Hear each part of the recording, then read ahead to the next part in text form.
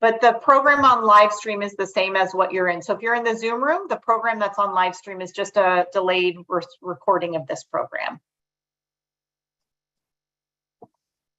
Okay. Hey, Andrea. Yeah. There was a little bit of a misstep on the YouTube live stream, but it is live now. Perfect. Okay. Good to know.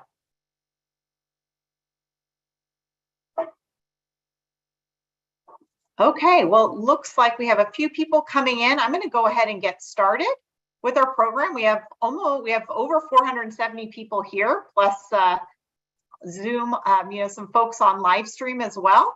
So welcome everyone. We're going to be talking this evening. It's a program that's co-hosted with the Contra Costa County UC Master Gardener program, along with the California State Library. And this is our first ever program we've co-hosted together. So we're very excited to be partnering with the California State Library and welcoming a broader audience outside of Contra Costa, as well as many of our residents. So thank you for joining us. During our session, we are going to have 2 question and answer sessions. So if you have a question that's related to tonight's program, you'll look down at the bottom where all your icons are, and you'll see there's a Q&A box, and it looks like it has 2 text bubbles above it. That is where you'll go in and type your question. We'll sort through those, and we have 2 spots about halfway through the program and at the end that we will ask our 2 presenters questions. So you'll get your opportunity to have your questions answered live by our presenters. We also have a number of other very knowledgeable master gardeners, Monica Whitty, Greg Letts, Gail Burt, Anna Wendorf, and Brian Kurz. They're all going to be answering questions between Zoom and live stream. So if you're watching us right now on live stream, please post your questions in the comments. Those will be sent over to me as well, and we'll be asking questions from both Zoom and live stream tonight. And again, please post those as you have them. Once we get into the Q&A session, we don't look at questions. So send them before, we'll sort through them and get your questions answered. And we'll also have folks answering them directly back to you. We are recording tonight's event for educational purposes. It's currently being streamed on live stream on YouTube, and that recording will stay out there for later viewing. So if you want to come back and watch it or part of it, you could do that at any time. Closed captioning is available in English, both in Zoom and on YouTube tonight. Our speakers are going to be mentioning a lot of amazing resources that they want to share with you. At the very end of this presentation, we're going to provide you a QR code and a link directly to that PDF. So you'll be able to access it at the very end of our program. So you'll hear about a lot of great resources. Stay tuned until the end and we'll get you that information. All right, let's go to the next slide. So for those of you who are not familiar with our program, our UC Master Gardener program, our mission is to extend our research-based knowledge. All of us are trained volunteers by the University of California, and we bring that to homeowners. We share information on home horticulture, pest management, other sustainable landscaping practices. So we bring that to our residents in Contra Costa County. And tonight, in partnership with the California State Library, we're bringing that to a much broader audience. So we will be mentioning about how things might apply in other areas of California as well. Next slide. And I want to welcome now Mona Robinson with the California State Library. And she's going to share a little bit about their mission. Good evening. I'm Mona Robinson, and I'm from the California State Library. The State Library is so delighted to be able to partner with the UC Master Gardeners program. The Contra Costa County chapter is amazing. So the California State Library's mission is sort of similar in that we are here to empower and serve all Californians by providing credible information sources and supporting the public, the state's public libraries through funding and program support, and by being good stewards of the state's unique history. So we invite you to come and visit one of our reading rooms. And without further ado, I'll turn it back over to Andrea. Thanks, Mona, and welcome again. Thanks for co-hosting with us. All right, let's go to the next slide, please. So here we are tonight. It's a very timely topic, gardening with limited water and weathering the drought in California, our beautiful state. And we have two very amazing speakers. I'm so proud to have them speak with all of you. Super knowledgeable. We have Don Kooyumjian and Lori Palmquist.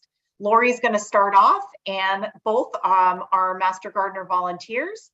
And Dawn is our UC coordinator, a UC employee. She manages both our Contra Costa and Alameda County Master Gardener programs. She's taught plant ID and landscape design at UC Berkeley, and she also has a master's in landscape architecture, and she's also a certified arborist. Lori is super knowledgeable with her 30 plus years as a landscape professional. She claims to have water running through her veins. She has taught thousands of people, thousands of classes in person, online, about water and irrigation. So you are in excellent hands with two very knowledgeable individuals. So without further ado, I am going to give the Zoom floor to Lori to start off our lovely presentation tonight.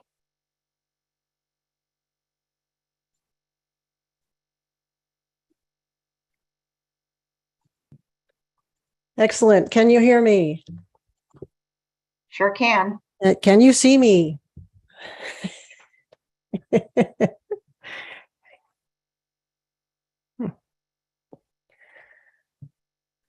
We're going to take you. Hello? Okay, I'll start that again. I heard something. I'm hearing voices. We're going to take you on a hero's journey. Who's the hero? Why, it's you, of course. Oh, got a phone call here. Look, the state of California is calling me. State of California is calling me. Oh my God. Got to take this. Got to take this. Hello? Why are you calling me? We're trying to start a webinar here. Oh, you want us to make sure that we tell everybody they can make a difference? Do you see the slide that we've got up right now? That's empowerment with a capital E, my friend. Don't worry, we've got this. Okay, talk to you later. Love you. Well, okay. Okay, where was I? Oh yeah, hero's mission, hero's journey. So what is your hero's mission? To save the world from impending disaster, of course. Or how about if we start by saving your garden from impending disaster first? With drought once again weighing heavily on us, we need strategies to save our landscapes, save our trees, and save and preserve our precious diminishing water supply. So here's our promise to you. By the end of this talk, you will have a full arsenal of strategies for dealing with water shortage restrictions. First, Dawn will prep you by talking about the climate in California, how the plants have adapted to this climate, and how to make sure you have the right plants for using as little water as possible. Then I'll give you actions that you can take right away to either deal with existing restrictions or to start hardening off your landscape so that your landscape can hopefully take upcoming restrictions in stride. So let's go ahead and get this started. Take it away, Dawn.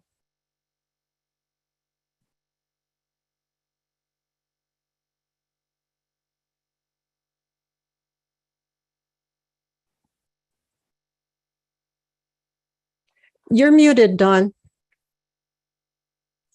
And that was a good thing. So I want to get started with a little bit, as Lori said, I think it's really interesting and important to frame what a drought is, what it is about our climate, so you can really understand the importance of, it's not just about conserving water, it's about how you can make really informed decisions about how you think about your garden. And that will certainly lead to your success as a gardener. So I always like to start with a poll. So Andrea, I believe you're going to launch the poll for us. Absolutely. Let me do that now. Okay. Okay, so there are two questions on your screen. You only see the first one. You'll see that there is a scroll bar on the right-hand side, and you'll see where the second question is. The first question is about where you grew up in California, or where you grew up, anywhere. And the second question is whether or not you are familiar with Mediterranean climate.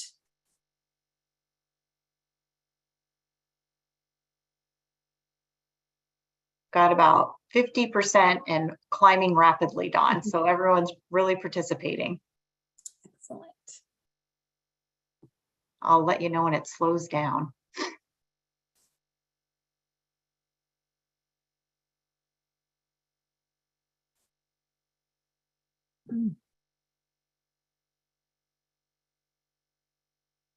All right, a few more seconds for those of you who haven't cast your vote or your answer.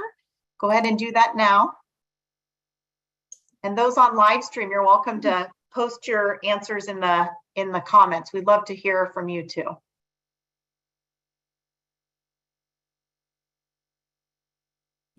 Okay, Dawn, we've got about 85% participation. So I'm going to end the poll and I'm going to share the results. All right, can you see them? Yes. So the reason I like to ask this question about where you grew up is that the environment that you grew up, I think, really influences what you think is normal.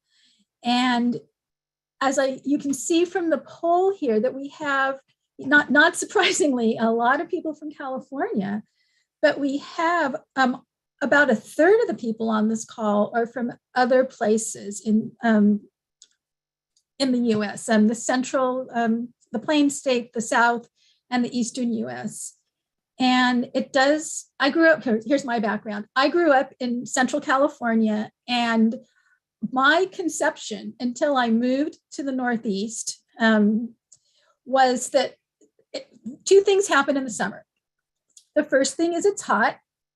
And the second thing is there's no rain, which means you could go outside and play every single day.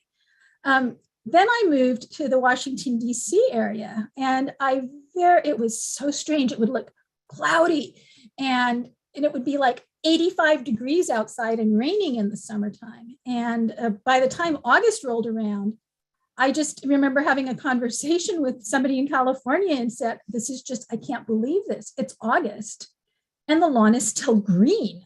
I mean, this is like bizarre. So think about that. And I'm going to go on with the talk here. So Mediterranean climate is really located in two general bands in the world. And you can see they're about equidistant from the equator. And of course, we have climate in California and then of course the name Mediterranean Basin. What you'll see here is that they tend to be on the western side of the continents. They tend to be near large bodies of water. And I do want to say something a little bit about Australia. In Australia, it is only those two portions of Australia, Western and Southern and South Australia. I think often we think about Australian plants being very well drought adapted, but portions of Australia are actually quite damp. So it's good to do a little bit more investigation into what that means. So Mediterranean climate is very rare, as it turns out. It's really only about 2% of the total world's landmass. I mean, that's not very much. And then you can see on the pie chart about the different places. Needless to say, most of it is in the Mediterranean basin, a bit in Australia, in California, and Chile as well. Chile is, Santiago is about the same latitude as San Francisco. An itty bitty slice in the Western Cape of South Africa. And so you can see, again, all over the world. So the characteristics, I kind of alluded to this already. The winters, they're short, they're mild, and theoretically, let's see what happened here. Oh, gremlin.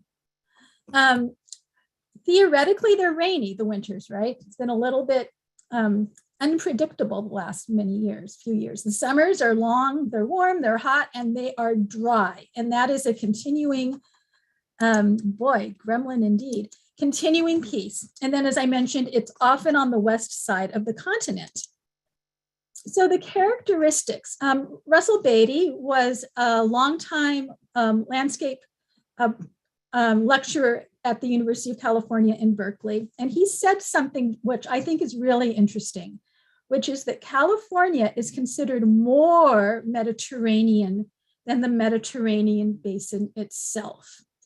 And what he means is that in California, we get about 85% of our rain during the winter season. And contrast that to the other places in the world that have Mediterranean climate, where only about 2/3 of the rain falls during the winter. So what that translates to, for those of you who like to do a little bit of quick math, is that relatively speaking, the California summers are drier than most of the Mediterranean other places around the world. And why that is an important consideration to think about is, especially if you are in one of the warmer parts of the state, is that some of those Mediterranean plants from other parts of the world, to look their best, may need a little bit of boosting in having a little bit of water during the summertime. So in thinking about precipitation, when you hear about annual rainfall, it's usually just given in one consolidated number, but you have to really consider how that rain or other precipitation falls over the course of the year. So in this chart, I've taken about three places around the country that have about 24 inches of rain. I looked at Berkeley, I looked at Tierra Amarilla in New Mexico, and then also in Merrifield, Minnesota. And you can see the first column is the annual with that about 24 inches. And then I know that this is small, but basically look at the way the columns are filled in. So in the California example, there's a little bit in the fall, a lot in the winter, a little bit in the spring, and essentially zero in the summertime. And then contrast this again with the New Mexico. It's pretty evenly distributed throughout the year. And you think about, summer thunderstorms in the southwestern desert. And then in Merrifield, Minnesota, they get almost all of their rain in the summertime and not so much at the other times of the year. So this is a really, really interesting chart that was put together by Sean O'Hara. And what he did was he looked at the patterns in non-Mediterranean climate, and he looked all over the world.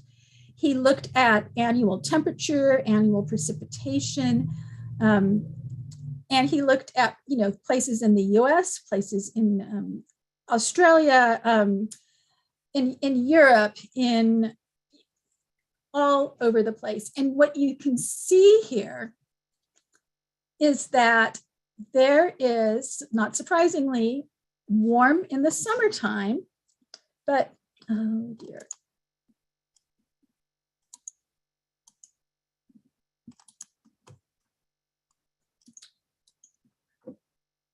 So you see this, peak here, but look at the rainfall. The rainfall is either relatively flat throughout the year, or it tends to go up in the summertime. And you can extrapolate from this that the combination of warm temperatures and water translates to a lovely growing season.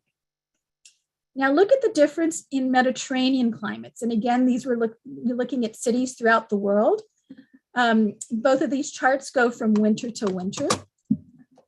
So we have, look at summer is summer, right? It gets warmer, but look at the difference in the way the rain falls over the course of the year.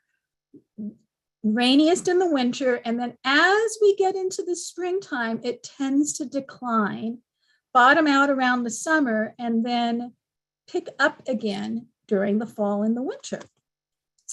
So again, looking at what the best growing season is, it really is more in the late winter going into the spring, and then again from the fall into the winter. And this is really, really different from this pattern. And the reason that this is important is that many, many national gardening publications, whether they are books or websites or magazines, really are coming from the point of view of this, which is really different from what we do, what we have in California. Think about the color of the hills that we have, right? This is the time of the year that it's green. And then we have that beautiful golden brown during the summertime.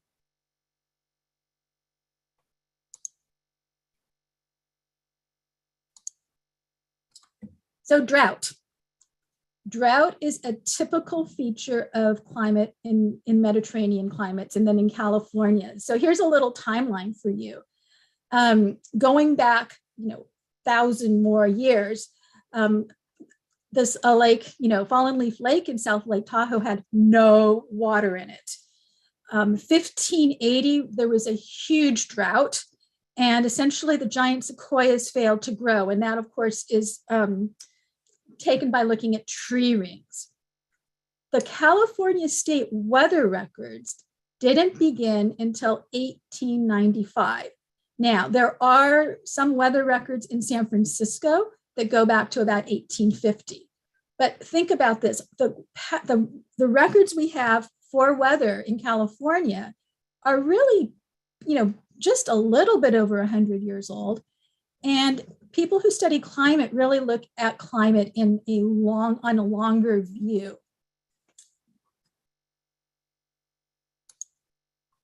So California precipitation, this chart is going from about 1900 to about, early 2000s. And what I want you to notice is how wildly erratic it is. You'll see that some years it's very low, some years it's very high, and it just is this huge zigzag. This line through the middle is the average. And if you look at the dots that are around the average line, there really aren't very many average years. So this is something else to keep in mind is, essentially there is no average year.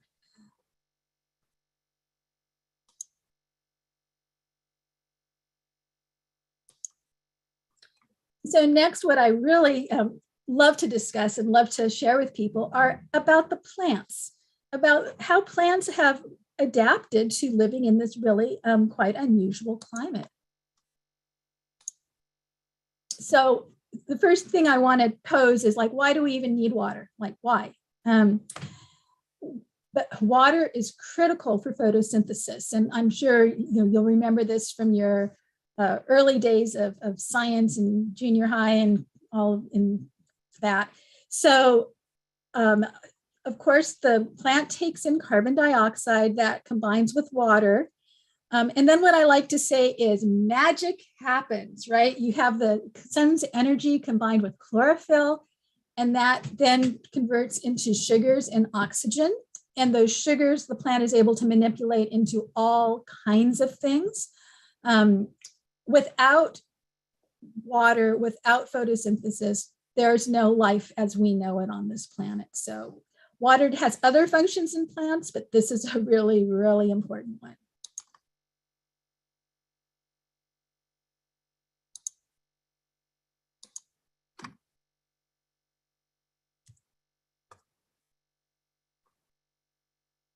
So I wanted to go back to this chart. So it completely makes sense, right? If you have these lovely warm temperatures and you have water, that things are going to be very, very happy here.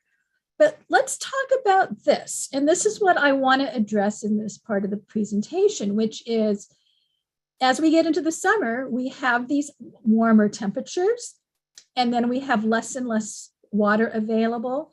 So the question I want to ask you to think about is, why doesn't everything just keel over and die in the middle of the summer? It's not the nicest, right? There's no water. It's getting hot and hotter depending on what part of the state you might be in. And so plants have developed a number of strategies to be able to get through that warm period with not a lot of water available.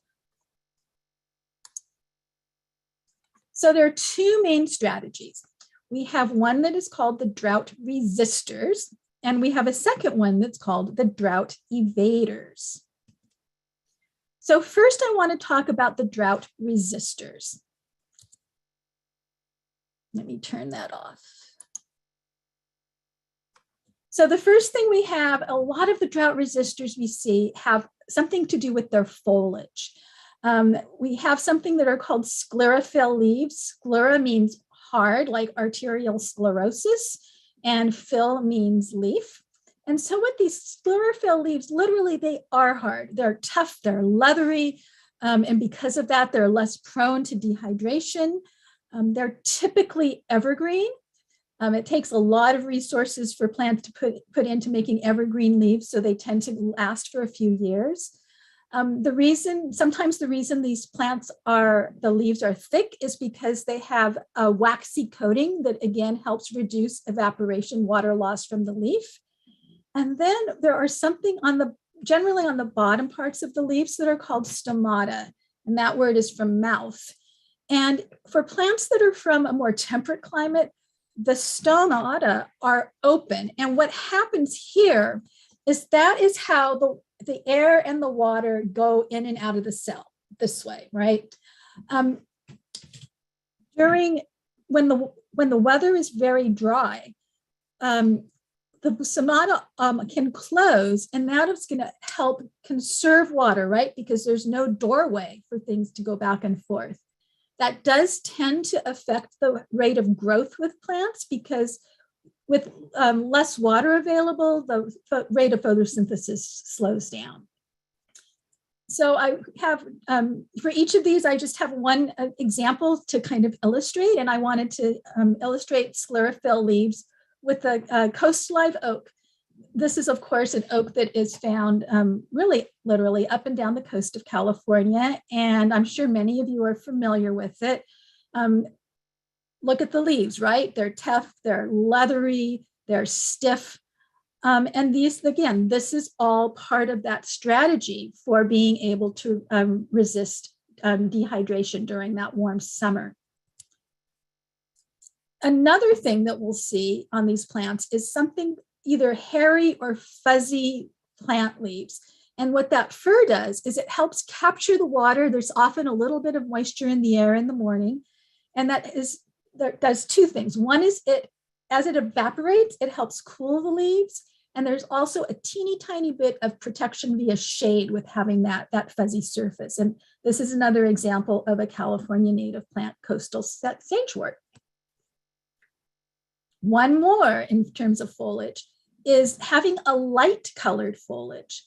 Lighter colors reflect the sunlight. And I think for those of you who are from warmer climates, often want to favor light colored clothes because it can be a little bit cooler when the temperature is warm. And so again, you'll see a lot of plants with gray leaves that do very well in this climate. Now, I just put this in because I think it's a really, really fun example. There are drought-resistant ferns. And I know that many of us, including myself, until I found out about this plant, I mean, close your eyes, right? What do you see? You see for ferns, you see this grotto, and it has water coming down, and it's lush, and it's verdant, and there's moss, and there's ferns, and maybe there's a little nymph in the corner. But ferns are a kind of plant, and there are some ferns that are native to drier climates, and they're called xerophytic ferns because they are, xera means dry, and these ferns, as you can, I hope you can see in this picture, these leaves are a little bit fuzzy. The plants, these ferns typically are from desert areas. However, they tend to grow really close to rocks. And if you think about it, the rock, underneath the rock is where the water is going to stay the longest. So these plants are, in the so-called wettest part, but they're really interesting. If you're interested in this fern, they are sometimes available in the trade, not always. And the ones that you'll see the most is this Chelanthus, these lip ferns. Another foliage thing is what's called Guaping Glaucus, and that is having a waxy coating. So we're back to that wax, helping conserve the water, and it's often a little bit blue. So, getting back to these themes, we see a lot of gray, fuzzy, and blue, and then some evergreen leaves. So you can probably see some patterns emerging. Succulents, and we have something here that is called Pharynose Powder. And Pharynose comes from the word for farina, for flour, and that's the kind of flour that you make cookies with, not the kind of flour that blooms in your garden. And so what this Pharynose powder does is it acts as a physical sunscreen, kind of the way zinc oxide, you put zinc oxide on your nose, and it really just prevents the sunlight from getting either to your nose or to the leaf in this case. This powder will wipe off. And what you can see here and here and here, that someone has touched the plants. These are fingerprints. I mean, I think you can see this really looks like the end of somebody's finger. And when that happens, it essentially makes that part of the plant prone to sunburn. If any of you are great succulent aficionados, or you have friends that are succulent aficionados, they get very, very upset about touching the plants. And of course, it's unsightly, but in the end, it makes the plant less able to cope. Teeny tiny leaves. Less surface area to lose the water. This is an example of Ceanothus, which is our California lilac. This particular one was discovered down near the Vandenberg Air Force Base. And when I took this picture, I conveniently had a dime in my pocket. And so you can really get a sense of the scale of these leaves. They're really itty bitty.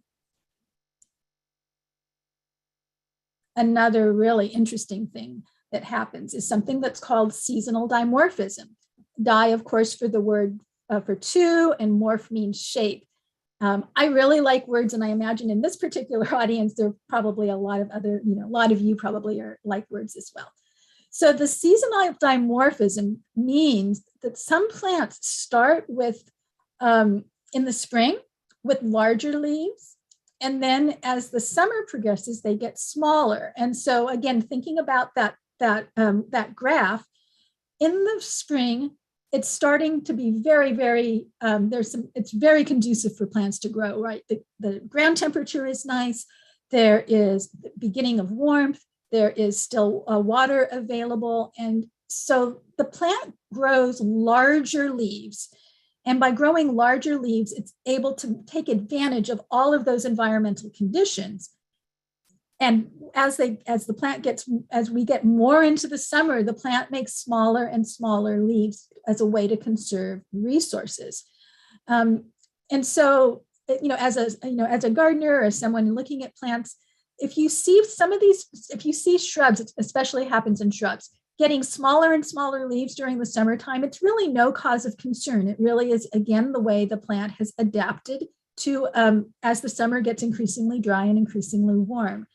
I've given it, here's an example. This is a plant from the Mediterranean, Jerusalem sage, Phlomis fruticosa.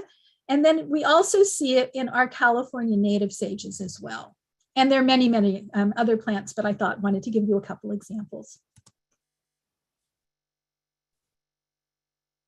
Storing water. Plants can store water in different parts. In this example, This is a plant that's storing water in its stem. This is giant Coreopsis. These plants can get up to 6 feet tall. As the summer progresses, the leaves dry up and fall off. The water, it's kind of like a camel, right? There's a reservoir of water that the plant can draw on to get through that dry period. And then once the rains come, it starts to grow again. Yeah, I like the camel analogy. This plant is native to the Southern California. Another place that plants can store water is in their leaves. And also, I just mentioned stems, but I want to kind of bring this around to succulents because I know they're very, very popular currently. So here is an example of a succulent that was taken around October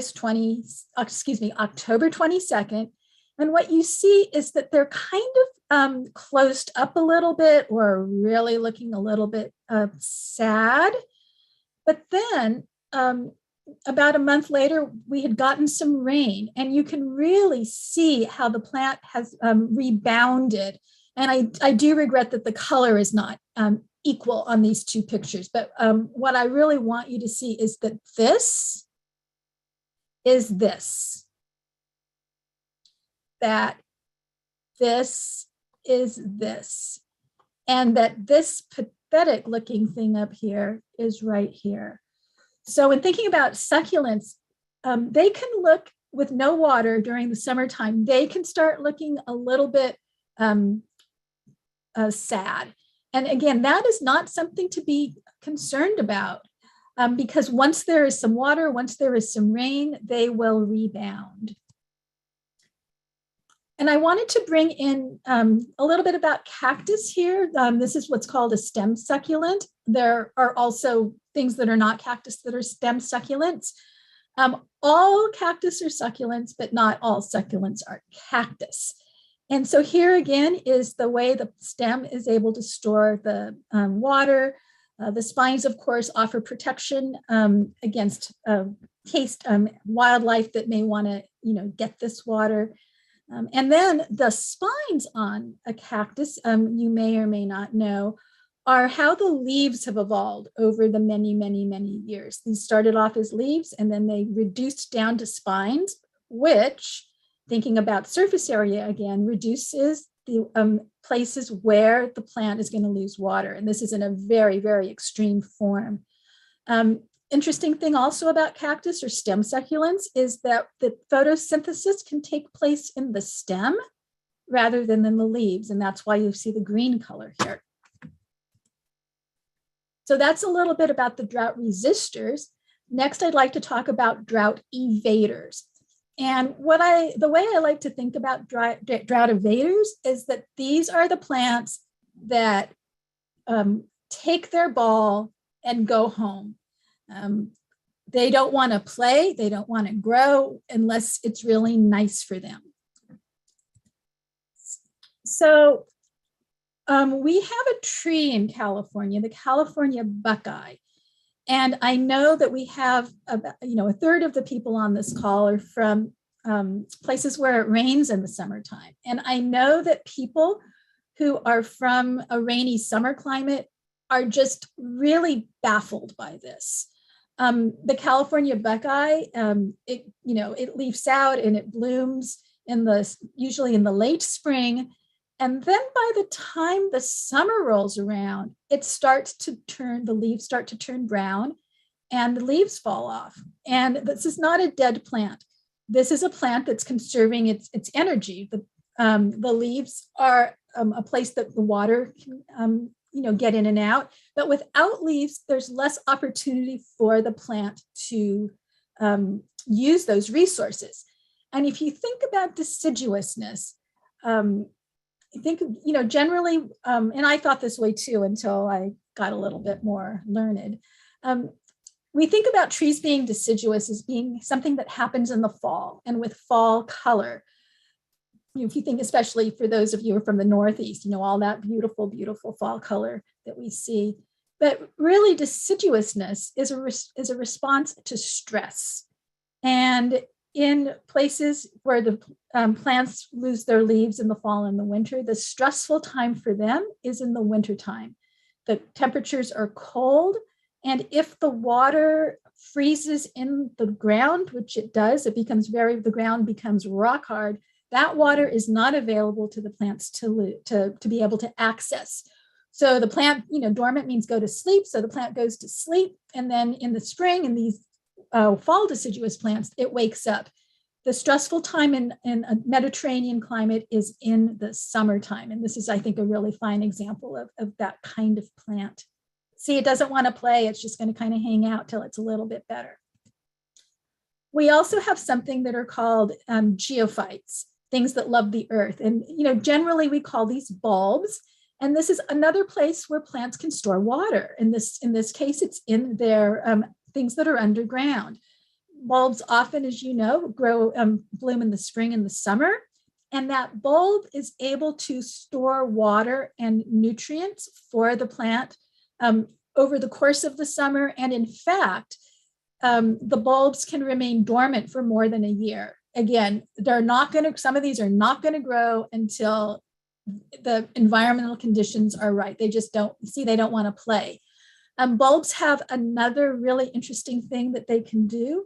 The flowers can produce seeds when the plant has enough maturity, but often bulbs produce offsets. And that is, if you've ever pulled up a bulb, sometimes you'll see little baby bulbs around the bottom. And that is, again, kind of another strategy to make sure it doesn't die off if there's not enough water to bring that plant into bloom, for example. And as I mentioned, these things with bulbs can remain dormant for years.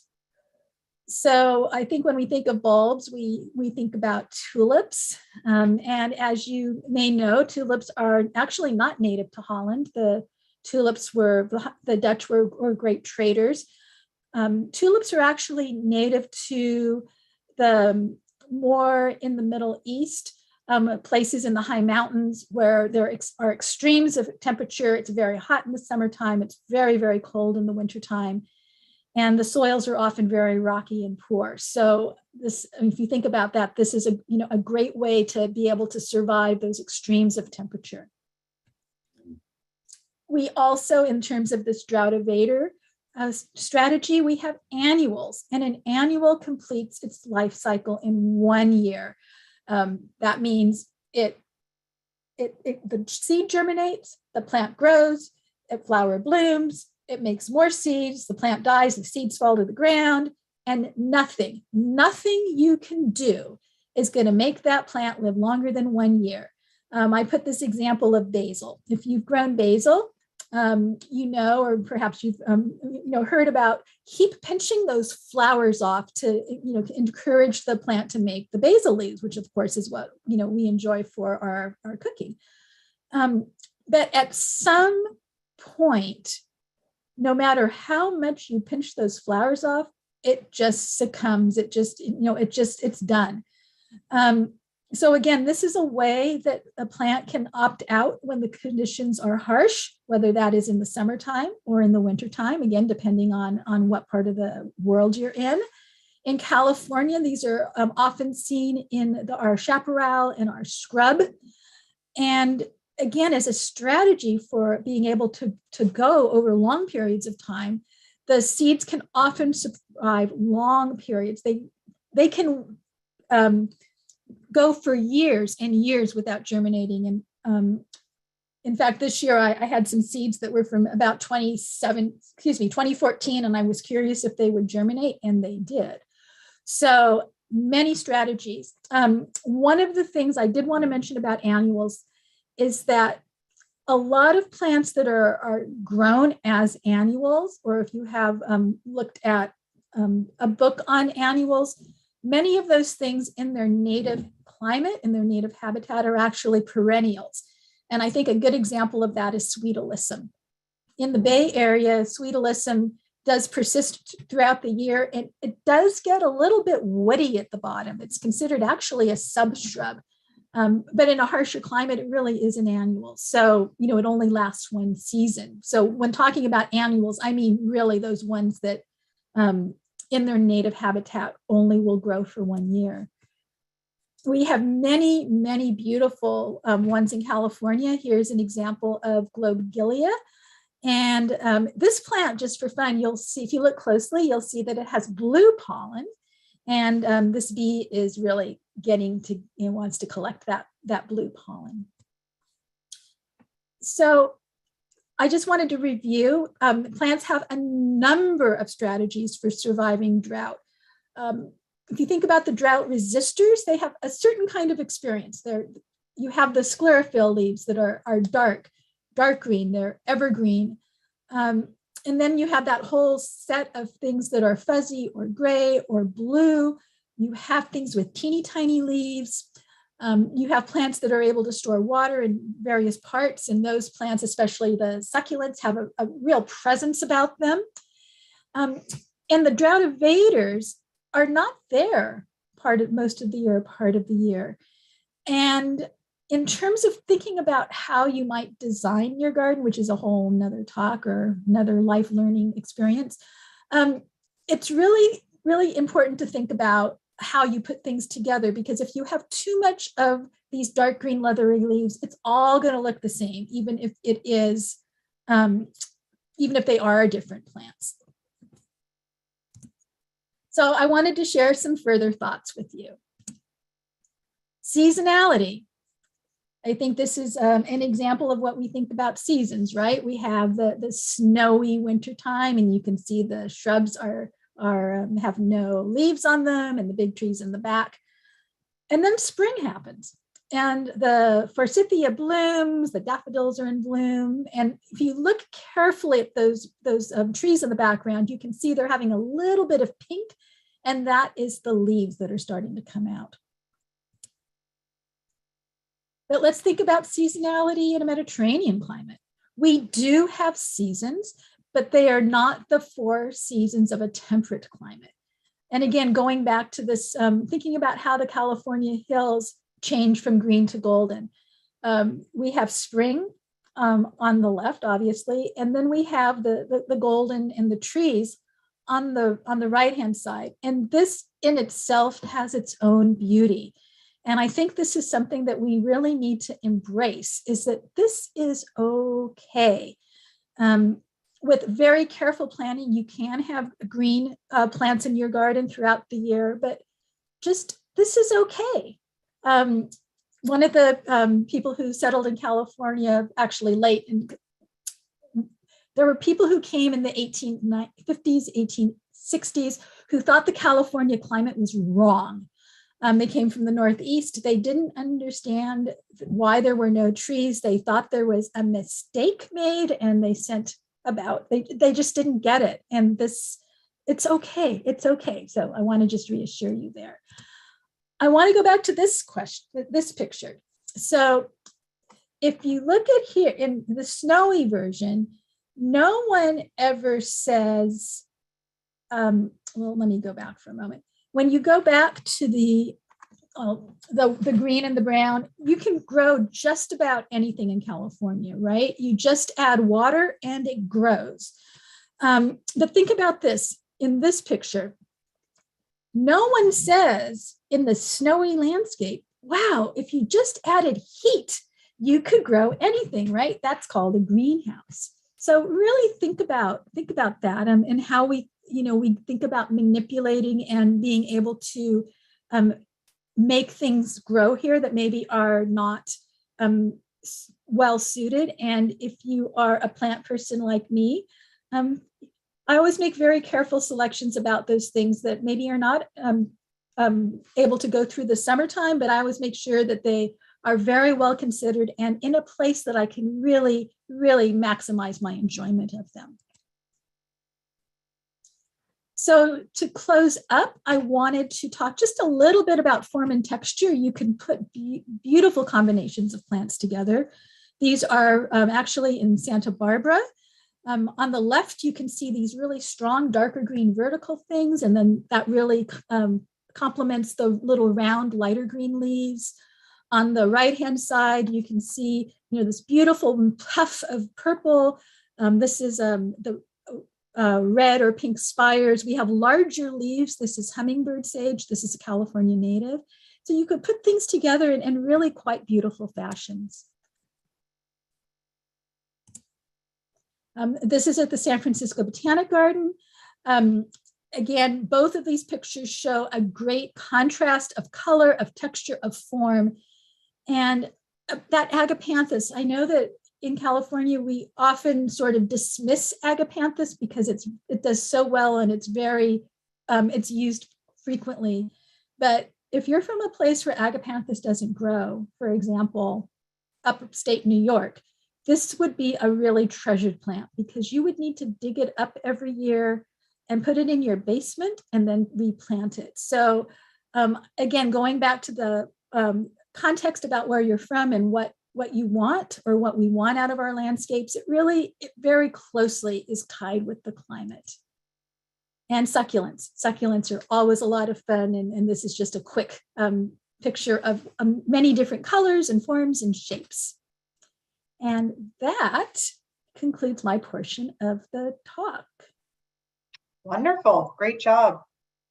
I am gonna just ask you some questions. We haven't had that many questions. And some we've been busy answering. So if you have any questions, please throughout the program, pop them in your Zoom, the Q&A function, and we'll get to those and ask the questions to our speakers. So Dawn, and a couple people were asking about those really great graphics and maps and where they might be able to go and access that data themselves if they're interested in keeping an eye on those things you shared at the beginning.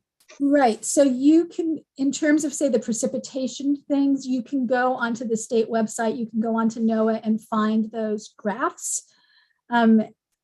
You can, again, put into your search engine, California precipitation. The other thing that's interesting to look at is, of course, the temperature over the same period and also how much moisture there is available into the soil.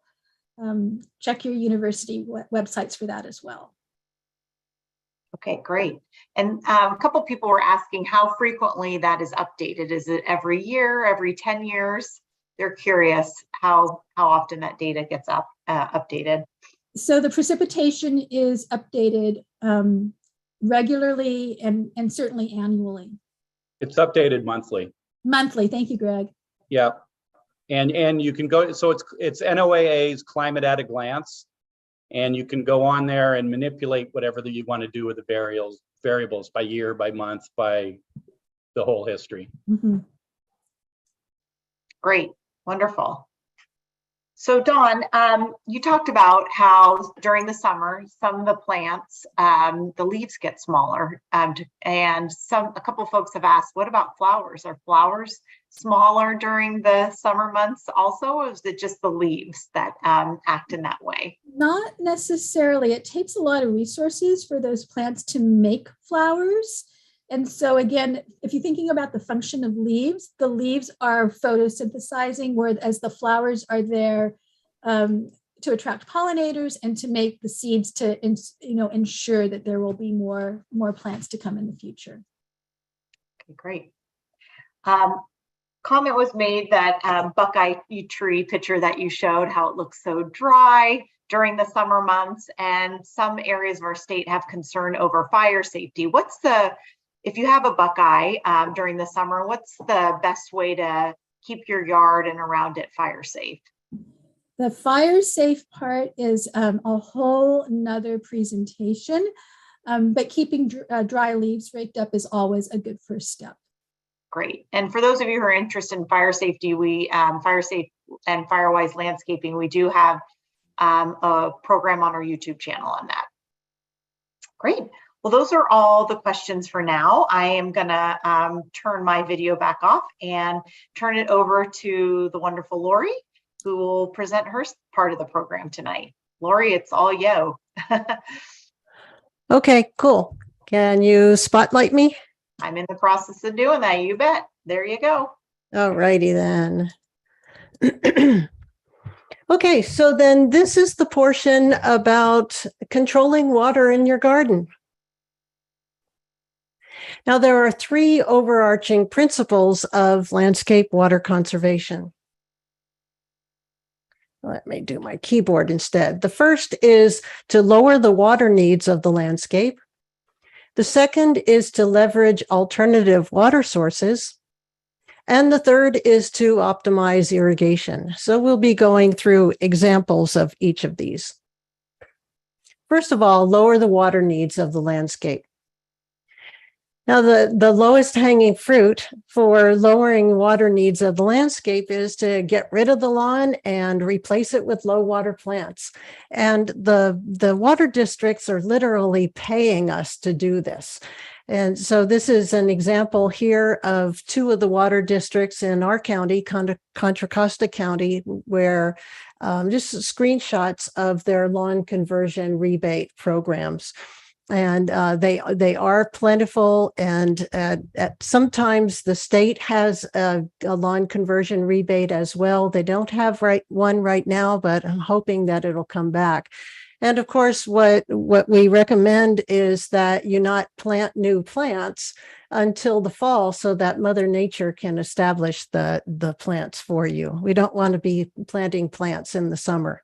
But this is really the best way to just really lower the water needs of the landscape, because low water plants need a quarter of the water that the cool season turf grass does. And cool season turf grass is the predominant turf grass in Northern California.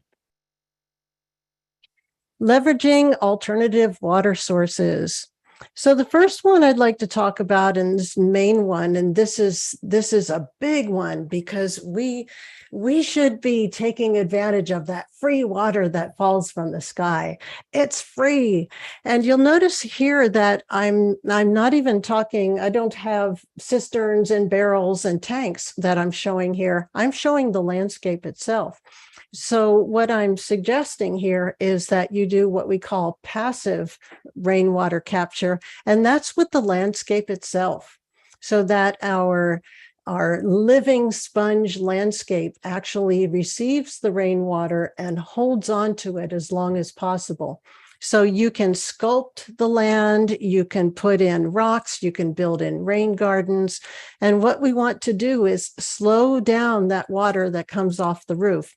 We don't want to send that water out to the storm drains anymore. We want to put it into the landscape and hold on to it as long as possible. Now, California is a low water plant state. That is really obvious. And especially if you go out in any of the regional, state, or federal parks in California, you don't see irrigation anywhere. And that's because the plants are adapted to our wet winters and dry summers. And so it's mostly low and very low water plants in California. So California is a low water state. So talking about rainfall and holding on to that water is in this slide, what I'm showing you here is rainfall is measured in inches. Plant water requirement is measured in inches, and irrigation is measured in inches. It's also convenient for us, and it's really convenient to be able to plot these things together on a bar chart. So the blue bars represent historical average monthly rainfall that I got from usclimatedata.com. And so we have the blue bars representing the rainfall, the inches of rainfall per month. And then I've plotted over it the plant water requirement in inches per month for high water plants, moderate water plants, low water plants, and then the orange line is low water plants with at least an inch of mulch. And I'll explain that later. But when we look at this and we want to see how well rainfall itself takes care of low water plants in California, first let's look at high and moderate water plants. And we can see that for both of those, we've got November, December, January, February, and March. So 5 months out of the year, rainfall takes care of high and moderate water plants. But then with the low water plants, it takes the rainfall itself all by itself, no potable water involved here, takes care of it, the plants in October, November, December, January, February, March, April, and half of May. So 7.5 months out of the year in Concord, California, the rainfall itself takes care of low water plants. And then if we just look at, if we want to go into or even through the summer, we want to try and look at ways to hold on to all of these inches of water that fell into the landscape or into tanks, barrels, and cisterns, and hold on to that. Now, I have the historical yearly average of rainfall is here. So it's 16 inches a year of rainfall, and low water plants with at least an inch of mulch need 8.6 inches a year. So we can see that the rainfall, twice the amount of rainfall falls that low water plants with an inch of mulch need. So then here I've got 4 more representative cities in California. Got Merced, upper left. Then I have Riverside, upper right. Got San Diego, lower left, and Palm Springs.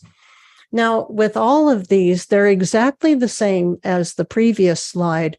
But what I did was I put the number of inches of rainfall, historical rainfall, annual, on each one, upper left, and then how many inches the low water plants with mulch need.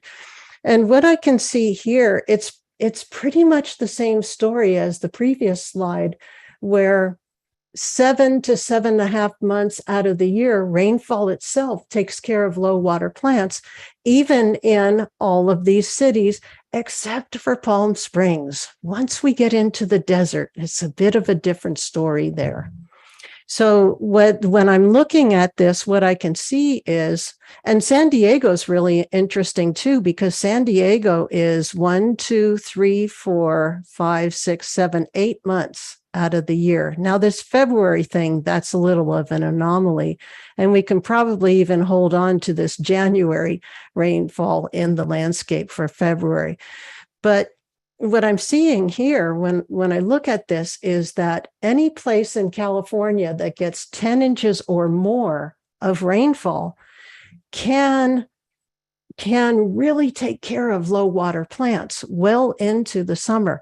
What our challenge is how to hold on to that water. So hold on to that water. So what do you do when you want to hold on to water? Well, you look for a container. So in this case, we have a jar. We put the water in the jar and we put a lid on it. Now we've got water storage. We put a lid on it. Well, my friend, mulch is the lid of the landscape. I'm going to repeat that. Mulch is the lid of the landscape. Mulch goes a really long way to hold that water in, because the lion's share of plant water requirement is the water being lost or evaporated from the soil. And mulch cuts down on that. So a study done at Texas A&M University found that only 1 inch of mulch on a landscape will lower the plant water requirement by 25%. So mulch is really significant. And it is the lid, and this is how we can hold that water in for as long as possible. Okay, so leveraging alternative water sources. The next one is recycled water. First of all, recycled water, this is the one that needs the least work on our part. We don't have to have a project. We don't have to go to Home Depot and buy anything. Just put a bucket in the shower or a bowl in the kitchen sink or bathroom sink and just catch that water. Maybe it's warm up water. Maybe it's water that you use to rinse vegetables or anything like that. Just take it out into the landscape and water plants with it. Then there is the gray water, otherwise known as laundry to landscape, where you don't need a permit for this in California to send your washing machine water out into the landscape. And then the last one is that you can check with your sanitary district or your water district and find out if they have recycled water, if they have free recycled water available to you. And many sanitary districts and water districts in California do have this as an option. Okay, so here's some food for thought. Rather than just turning on the tap and using the potable water supply for irrigation, let's think about this in another way, where our first option for watering the landscape is rainwater. Passively capture that rainwater in the landscape itself, or capture the rainwater in barrels, tanks, and cisterns. Then our second consideration, that would be recycled water, whether it be warm-up water from the house, laundry to landscape water, or water that's provided, recycled water that's provided by the sanitary district or the water district. And then the last choice is potable water rather than the first choice. And that would be potable water that's piped in from the public water supply or water from wells on the property. So thinking that if we you have rainwater be our first choice, recycled water our second choice, and then the very last choice be potable water, we can really do something about stretching our diminishing water supply. Okay, optimize irrigation. So I have 7 strategies, quick and dirty strategies that I'm going to show you these strategies or actions can take you a long way to either complying with existing restrictions that have come down the pike or future ones, or hardening off your landscape for future ones. So let's go ahead and just jump into these. The first one is to spread 3 inches of mulch on planted areas. So if by chance you are one of those unfortunate folks in California who has already been told that you cannot use potable water in the landscape, and I do believe that there are some folks in California who have been told that they can't irrigate with potable water, then what I recommend you do, or if it's really strongly restricted, like maybe one day a week watering, something like that, what I recommend you do is right away get 3 inches of mulch on that landscape, just like right away, get that mulch down. And then what you can do is you can use a moisture meter, just those little moisture meters that we use for our houseplants, and go out there and just make sure that if a plant really needs to be watered, then use the warm-up water from inside your house. Recycle your water from inside the house to water those plants if they really need it. So that's if things are really drastic. But otherwise, you really should be putting mulch on your landscape anyway, whether you're very tightly restricted or not. And this is one of the ways that we can harden off our landscapes for stricter restrictions that may be coming down the pike. Now, this shows an experiment that was done by Greg Letts, who's in the background answering questions. He shared these photos with me, and these are from an 88-degree day in Walnut Creek at our Master Gardener demonstration garden. And he took with an infrared thermometer, he took the temperature of bare soil on an 88-degree day, and that bare soil was 132 degrees. So then he measured the temperature on top of the mulch, and they used straw for mulch at this garden, and it was 126 degrees. Then he moved the straw away and tested the temperature underneath the straw, and it was 75 degrees. So mulch in addition to have many benefits and cutting down on the evaporation of water from the soil has many, many benefits. And modulating soil temperature is definitely one of them. Now, if you look at the left photo, that 132 degrees, do keep in mind that soil microbes will be killed off at 140 degrees. So it would only take a 96-degree day with bare soil to kill off the soil microbes. And we definitely don't want to, we want to nurture and cultivate those soil microbes because they really make it possible for the plants to uptake the water and nutrients and for everybody to be happy, including us. Okay, so strategy number 2 is to hand water efficiently. Now, when we hand water, there are 2 questions that you need to answer. The first one is, oh, excuse me, sorry, 1 second here. Okay, time check. The first one is, how much water do the plants need? And the second question is, how much water am I giving these plants when I'm standing there spraying them with the nozzle? Okay, so the first question can be answered, and I'm going to refer to our handout a few times here in this talk. We're going to make this handout available to you with a link at the end of this talk, so make sure you stick around to the end. Now, this handout has 2 pages of resources, and then there's 2 pages of something else that I'll be talking about a little later. But to answer that first question as to how much water the plants need, you can look in the resources for a web application that you can use to find out how much water any plant material needs in any incorporated city in California. Now, the second question, how much water is being applied when I'm standing there with the nozzle spraying or watering the plants, is that you could get a hose end flow meter. Now, these guys have literally flooded the market, pun intended, and there are a ton of these on the market. So you can order a hose end flow meter, and it'll tell you exactly how many gallons are coming out of that nozzle when you're applying water. Now, in the absence of having a hose end flow meter, here's what you can do to calculate how many gallons per minute are coming out of your nozzle. So you take a 5-gallon, well, what we call a 5-gallon bucket, which really isn't a 5-gallon bucket. It's a 6.2-gallon bucket. But you take one of those buckets and you flow water into the bucket for 30 seconds.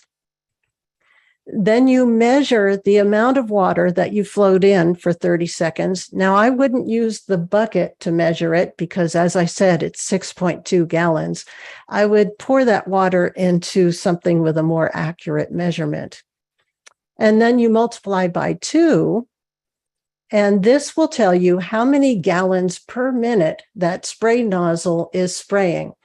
So, for instance, if you were to find out that a street tree that you planted last year needs 15 gallons a week, and you determined that your spray nozzle puts out 5 gallons a minute, then you know that you're going to need to stand there and water that tree for 3 minutes a week. That's how that works. Strategy number 3 is to reduce the irrigation run times. So you can just go right out to your controller tomorrow and cut back the run times by either 10 or 20%. I can say this pretty confidently because for the most part, we do overwater our landscapes tremendously. So most likely you can cut back your run times on your irrigation by 10 or 20%. Now, what I would also recommend that you do is space out your irrigation days longer and longer so that you harden off your plants and make them more drought tolerant and drive those roots down deeper. So, for instance, if you water every 3 days right now, change that to watering every 4 days. and then let that settle in for a couple of weeks, and then maybe change it to every 5 days after that. And that will really help to make those plants, give them deeper roots and make them more drought tolerant. Strategy number 4 is to water all the plants as low water plants. So this is a garden. This is actually in my mom's front yard. And we looked up the water use of the plants, and this irrigation zone has low and moderate water plants in it. Now, you don't even need to look up what these plants are, whether they're low or moderate, because what I'm suggesting here is to treat everything as if it were low water plants. So in other words, you would create irrigation schedules for all of your zones that are low water irrigation schedules. So then you might ask, how do I know it's a low water irrigation schedule? Well, once again, in the resources, I've got a link to an app that you can use that is really user-friendly, and it will help you create accurate irrigation schedules that you can then program into your controller. So this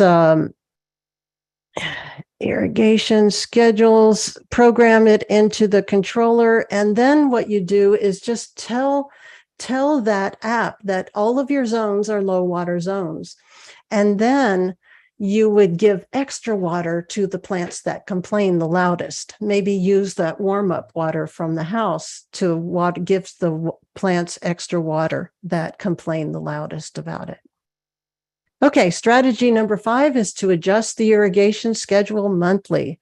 So I'm not talking seasonally, I'm talking monthly. A regular practice is to adjust the irrigation schedule seasonally. And I'd like to direct your attention to these months of July through October. And a common practice is to put in that hot schedule. Now, the blue bars are water need or water requirement, and the red bar is actual water applied in common irrigation scheduling practices. So what people tend to do is they put in that July schedule, and then they leave that same schedule all the way through August, September, and October until it starts raining reliably, and then they just turn off the irrigation. Well, in August, September, and October, the plant water requirement is going down, down, down. And so you can see where these red bars extend above the blue bars, that is water waste, my friend.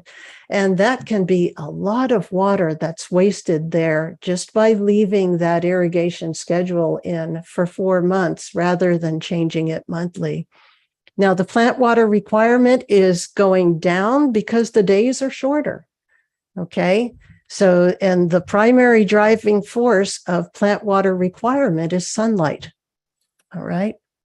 So then this is an example of adjusting the irrigation schedule monthly. You can see an example here from our county, the 3 different climatic regions in our county.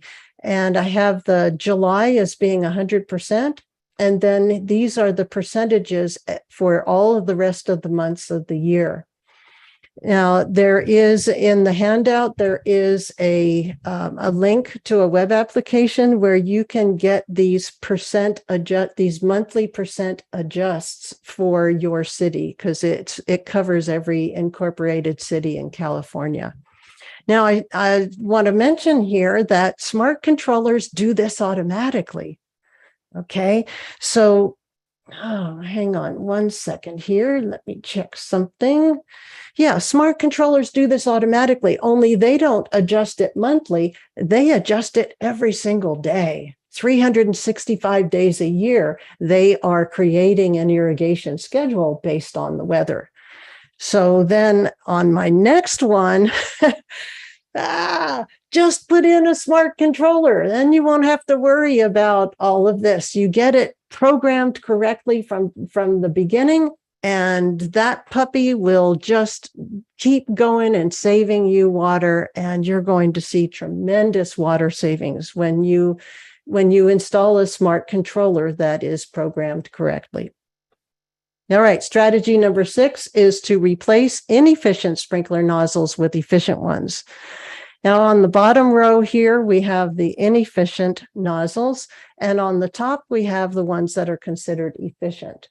So it's fairly easy to just go ahead and change out, like in this kind of pop-up sprinkler, to unscrew the nozzle, take it out, and pop in these efficient nozzles, which are the generically termed rotary nozzles.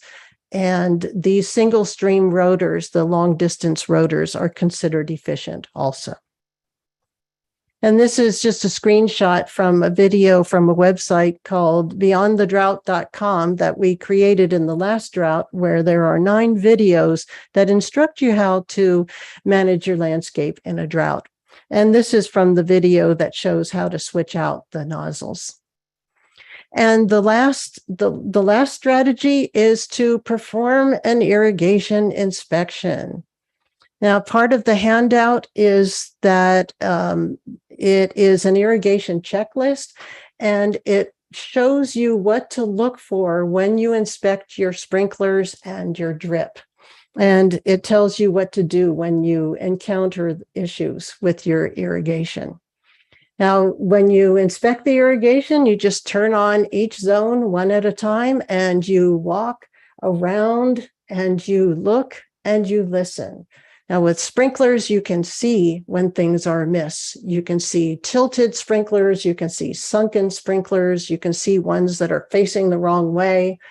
And then with drip, the drip should be underneath a good layer of mulch, but you can hear when things are off with drip. You can hear leaks, you can hear breaks, you can even hear kinks. They have a very distinctive sound to them. And again, these are the handouts, and it is combined into one file. And Andrea will tell you about that in just a little bit. So then this is it. And I urge you to be the hero of your own story. I urge you to do any or all of these actions that I've explained to you. It's really, the power is in our hands, and we really can make a difference, one landscape at a time. Make a difference with yours. Your neighbors will see what you're doing, and then they'll start making a difference with theirs, and it will all add up to hopefully preserving our precious water supply. All right, so then that is it for me, and I turn it over to you, Andrea. All right, awesome. I'm going to keep you on spotlight because you're going to be answering some questions shortly here. We are going to give, there's been lots of questions about the handout. Hold tight, I'm going to answer that. And then after we get through these few kind of informational slides, we're going to have our final Q&A session. So if you live here in Contra Costa County, on the left-hand side are some great ways to get in touch with us.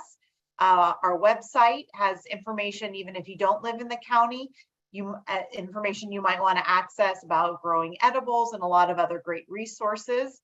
I mentioned our YouTube channel where we're live streaming right now. We have about 36 amazing videos out there. All the content's been published the last couple years. So if you've got some garden curiosity, growing edibles, there's lots of great resources there. If you live in Contra Costa County and you have a question that didn't get answered tonight, which we've been busy doing, or you have a question that comes up later, you can email our help desk. I know many of you are from various parts of the state. You see on the right side, I have listed a website, and I will post that shortly in the chat if you want to copy it. When you go there, you could select your county and the drop-down box and hit the go button, and you'll be directed to the program in your area. There are only 2 counties in our beautiful state of California that do not have a UC Master Gardener program, and those are more remote counties. Many of those programs have help desks that can answer your question like our county does. Next slide, please. Mona, I'm passing the floor to you. So you could tell us how to reach the wonderful California State Library. Oh, thank you so much. This was just such a great program. Thank you guys for sharing. And I've been delighted and been taking notes. So thank you. Thank you for sharing. At the California State Library, library cards are issued to state employees only, really, but we have so many resources online that you're welcome to use as California residents. And please visit our website. You can ask any kind of reference question you have at our Ask a Librarian online reference service.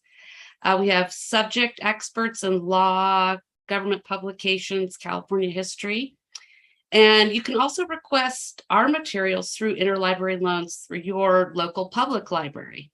And please come and visit one of our six unique libraries with reading rooms in San Francisco and in Sacramento. And thanks again. If you have any questions, please reach out to me. And just so excited and delighted that you've come. And thank you so much to the Contra Costa County UC Master Gardeners for sharing this with us. We really appreciate it. Thanks for asking. All right, next slide, please. So lots of questions about the infamous handout with all these great resources we've been talking about. Here is it, guys. There's a couple different ways you can get it. Shortly after I finish talking, I will put that link in the chat box. I might shut off the webinar if I tried to do that now as I talked. So if you want to get it sooner, you could hold up your camera on your phone to this QR code, which will bring you to a PDF. And I will post the link to that PDF shortly in the chat, which can be saved and are printed. And like Lori and Don have mentioned, there's a lot of great resources in there, including a lot of great books that might be available at your local libraries. Next slide, please. All right.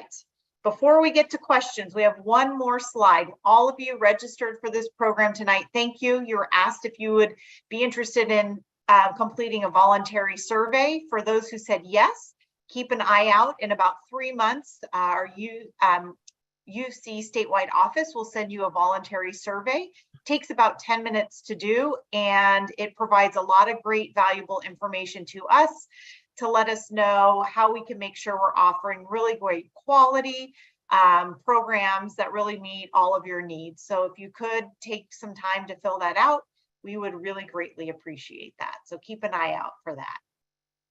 And last but not least, I think we've got our final set of questions slide. All right. So as expected, the questions blew up when we got to mulch. So maybe I will start there, since that seemed to be the most popular. And then from there, I'll ask some questions on gray water. Does that sound good, Lori and Dawn? Yeah, that's fine. Okay.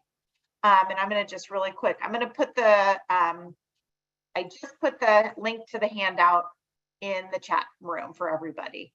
Okay.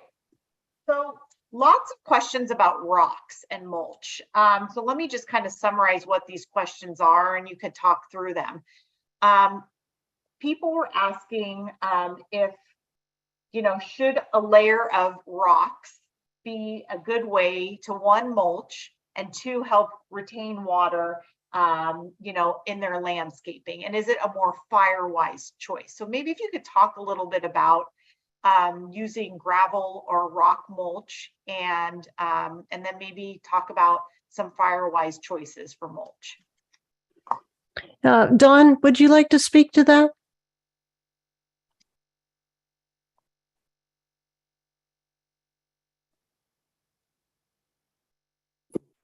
Yeah, so I know that something that's been put into the question and answer is that there is a really, really excellent handout on mulch from UCANR that has the pros and cons of many kinds of mulch.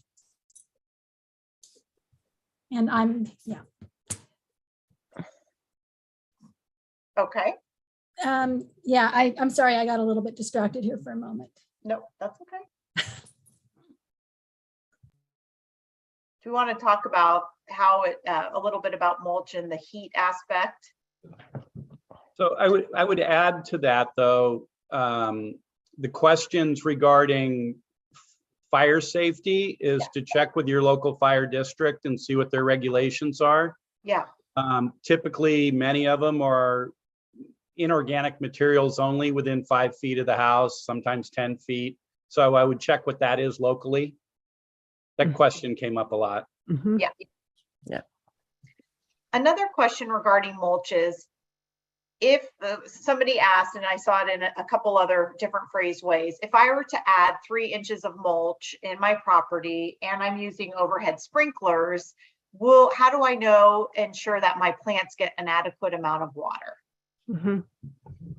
Yeah, usually studies have been done on this, and the latest study that I saw said that up to 25% of water applied from overhead irrigation or even rain will be absorbed into the mulch first before it even reaches the landscape. So it's really advisable to apply the water underneath the mulch if you can. That's why drip is so great, because it applies the water directly to the soil. And then if you are applying overhead and you're applying it to the mulch, just know that you're going to have to apply about 25% more in order to get that water through the mulch to the soil. Okay, great. Couple questions came up about, is there anything that folks should look to make sure is not in mulch, or just to like be aware of when buying commercially sourced mulch or arborist chips? Are there questions to ask or things to look for? Monica or Greg, do either of you have something on that? I would be careful that there's nothing that's toxic in the mulch. So I would ask the mulch supplier, if it's being delivered to your home, what are the contents? What's in that? And be sure that there's nothing that's toxic. Chipped up treated wood, for example. Mm-hmm. Greg? Great. Thank And you. I wanted just to add to that about woods and mulch, different kinds of wood and mulches. I know that there's a lot of information out there about eucalyptus mulch, and the research shows that eucalyptus mulch does not, it helps the soil. It doesn't cause problems. So if you have a chance to get eucalyptus mulch, grab it. And again, with one of our UC Cooperative Extension researchers down in Southern California, he has done a lot of research and finds eucalyptus to be one of the best mulches. Huh? Okay. And Great. you can find him at thegardenprofessors.com. He writes a lot of columns there. And if you do a search on mulch, you'll get a whole bunch of articles. Excellent. Good tip. Thank you. Okay, number of questions about the gray water. Specifically, can you talk, Lori? You might have mentioned this a little bit, but a lot of questions came up about gray water and watering edibles versus ornamentals. What should and shouldn't be done with those different types of plants? Right. So it's advised to not use gray water in vegetable beds. So any place where a part of like lettuce or something like that that's touching the soil, really the safest thing to do is with gray water is to water either shrubs or perennials, or you can even water fruit trees. And but don't water your edibles with it. So otherwise it's fine. And the way that you do it is that you keep it in indentations in basins underneath the ground, and you cover it all with mulch so that it is safer.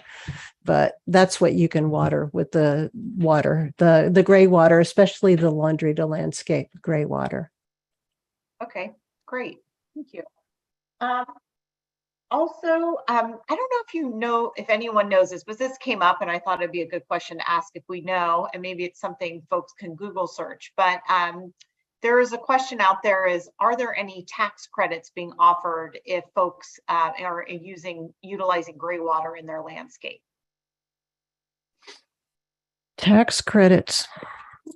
Or rebates per se? I think that some water districts are rebating gray water systems, but otherwise, I think that like the landscape ordinance, if you water the landscape with recycled water, then you don't have to comply with a water budget. In other words, so there is a lot of credits in the way of the landscape ordinance if you use gray water or recycled water in your landscape. Great. Okay. It really depends. It needs you need to find out what your local jurisdiction is saying about these things, because there is really nothing that covers all of the state of California. It's all local code. Mm-hmm. Good advice.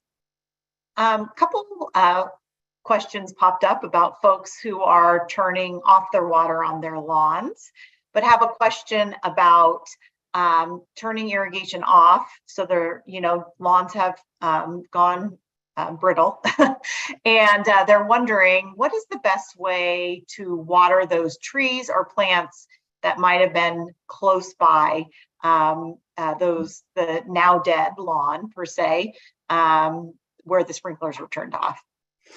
Yeah, there is at UC Davis, they have, and this is in our resources sheet on the handout, they have what they call the TRIC, which is the Tree Ring Irrigation Contraption.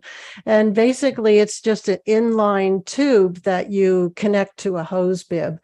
And you make a tree ring out of it, and you can buy it as a kit, I believe, just a regular kit.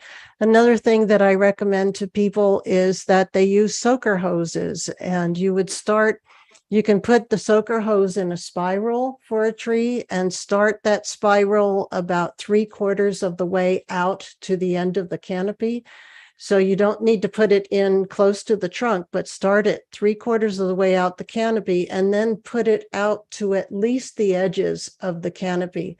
And you can even go further if you can, because the roots, the feeding roots are definitely out further than the canopy. But at the very least, start it 3/4 of the way out and then take it out at least to the edge of the canopy. With a temporary irrigation system like the TRIC or soaker hoses. Great. And then folks said, if I turn the water off my lawn, it went brown. When during the cooler season, when hopefully we'll get rain, will it turn green again? Yeah, it depends on how far gone it was. There is a point of no return for cool season turf grass, especially has a shorter point of no return. And then warm season turf grass, which is mostly used in Southern California. We use cool season turf grass up here in Northern California.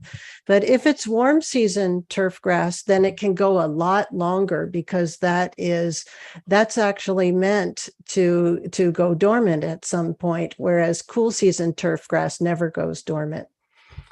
So yeah, it just depends on the type of the turf, and at some point there is a point of no return, and then you'll just find out when the rain comes as to whether it's going to come back. They call that zombie grass, the grass that comes back when it looks like it was dead. Zombie grass. That's funny. Well, and one last thing, we've talked a little bit about trees. A couple questions came up. What are the best irrigation to use for trees and for native plants? Oh, I think probably Dawn would want to answer that one. So I think the most important thing about watering trees is that you do it, especially if you are in a place where the lawn has been turned off. Ideally, and I don't know how frequently this gets, ideally the trees should be on a separate irrigation valve than the lawn. Mm-hmm. In terms of watering native plants, to get native plants established, they're probably going to need some water to get through the dry season. So again, it depends, this is the big master gardener answer, is that it depends. So I know that there has been discussion kind of over the years about the benefits of what are called microsprays and the benefit of drip. I think either one work fine. But the thing about getting the natives, about the irrigating is just, enough to kind of get them through the beginning and get their roots down. And this is, I think, another really important thing that we should touch upon is that the best time to do your planting is not in the spring. The best time to do your planting is in the winter time, depending on when the rains come. Because what you want the plants to do is take advantage of those winter rains, get their roots down, and then adjust. If you plant them in the springtime, if you plant them in the summertime, again, think about that. It's getting warmer, there's less water. It's so beautiful in the spring, and the nurseries are full of things. But if you can hold off and have a little discipline about planting in the winter, you'll be more successful. And then one other note about one particular native plant that is very, very, very fussy is what's called Vermontodendron. You might know it as the California flannel bush. It does tend to be very, very finicky about water and too much water. So it has beautiful yellow flowers and it gets big. So if it's something that you might be considering for your own landscape, you may want to do a little bit of investigation about the water needs, because it is a little bit atypical in really not being able to tolerate watering in some way some of the other native plants are able to can do. Thanks, Dawn and Lori. So another question that came up is, what's the best time, most efficient time of the day to irrigate your landscape? Well, if you're using drip, you can really water anytime, especially if that drip is underneath mulch, and it should be. We should never have bare soil. And I always recommend that you put drip on top of the soil and you don't bury it. That way you know when things go wrong with it. Now you do put it on top and you put the mulch on top of that, and really you can use drip anytime. Now pay attention to the water restrictions, however, because they're often the time of day that you can irrigate is very often limited. So oftentimes it's you can't water between 9 p.m. and 6 a.m. or something like that. Or that's when you need to water. I'm sorry, you can't water during the day, but with drip, oftentimes you can water anytime during the 24-hour period. And with sprays, with sprinklers, it's best to water overnight, really water when the wind is the stillest, so that you don't lose the spray through wind drift and evaporation. So sprinklers during the night, drip anytime, especially if it's covered.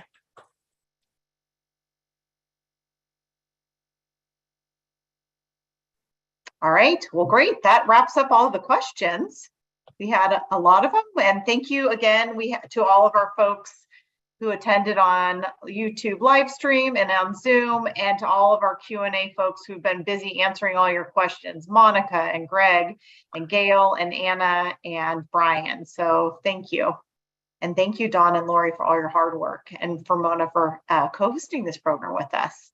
And that's a wrap. And for those of you who might want to come back and listen to this or share with friends, it will remain up on our YouTube channel, which is COCO, so Coco for Contra Costa.